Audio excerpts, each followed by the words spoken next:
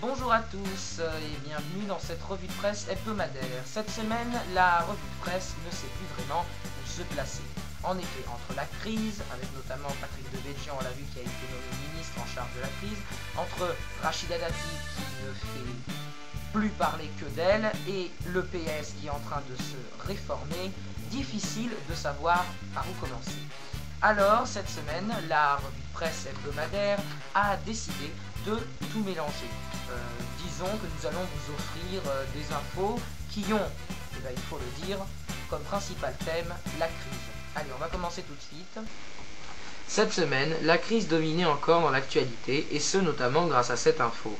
Patrick Devedjian a été nommé ministre de la Relance, comme nous l'explique lacroix.com, qui nous indique également dans un article très complet que le rôle du nouveau ministre est de veiller à l'application du plan de relance.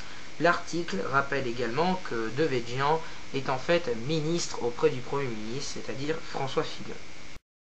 Sinon, on réagit au plan de relance. Dans le Figaro.fr, on a pu notamment lire que François Bayrou jugeait insuffisant le plan de relance.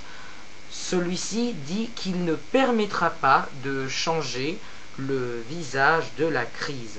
François Bayrou confie même que pour l'instant, il n'envisage pas d'approuver le texte qui doit être examiné en janvier à l'Assemblée.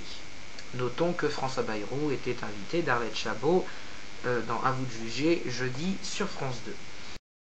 Sinon, cette semaine, le PS fait parler de lui. Libération nous indiquait même cette semaine que le PS était mal parti. Libé, qui sur son site internet nous apprend que Martine Aubry prépare aussi son plan anti-crise, que le PS, dit-il, doit tourner la page du Congrès, agir, proposer, rattraper le retard, que les socialistes doivent garder leur coup pour le gouvernement, ou encore, on nous indique que fin janvier, un grand séminaire sur la crise est au programme. Enfin, troisième point fort, Rachida Dati fait parler d'elle.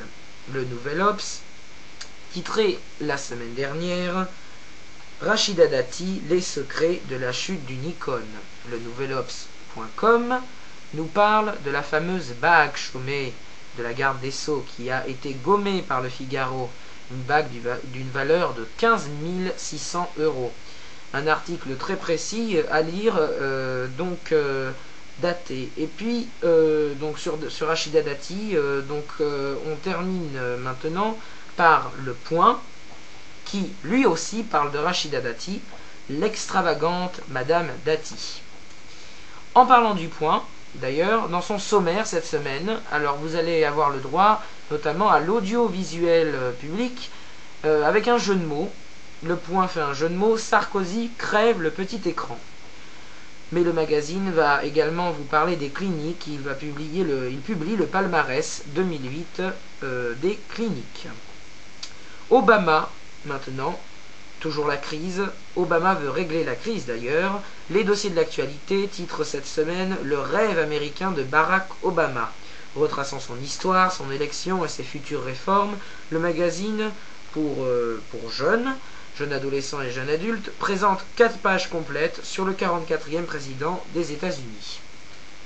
Et alors que tel quel nous parle du juif qui est en nous et qui va au cœur de l'identité marocaine, l'équipe faisait sa une mercredi sur le match contre Lyon.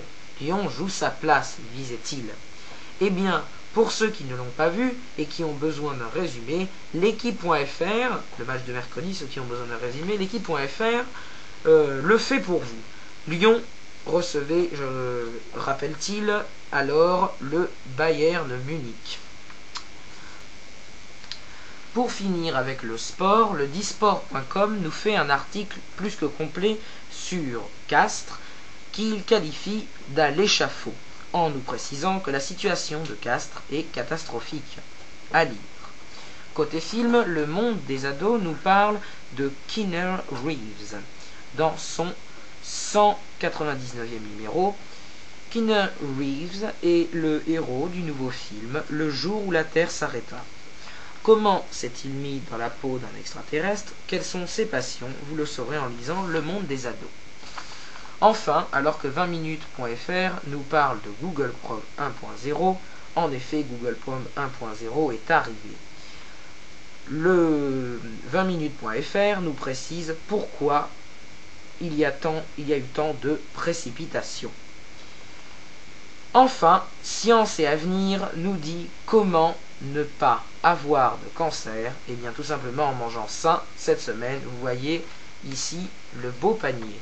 Donc, côté santé. Et puis côté médias, on parle de PPDA puisque Nonce Paolini, le PDG de TF1, porte plainte contre l'ancien présentateur et précise que si TF1 a attendu près de 5 mois pour déposer plainte, c'est que certaines bornes ont été franchies depuis par le présentateur. Il nous le précise sur vsd.fr.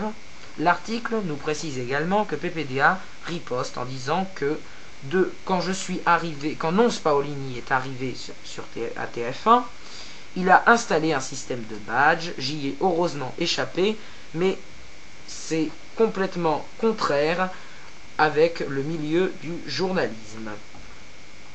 Et puis un dernier mot pour vous signaler que Nice Matin change un peu sa formule et nous en montre une nouvelle partie en distribuant Audi soit une édition spéciale gratuite. C'est la fin de cette revue de presse hebdomadaire. Je vous rappelle que vous pouvez la revoir en VOD sur notre site internet, mais également sur Dailymotion. A bientôt sur WP4.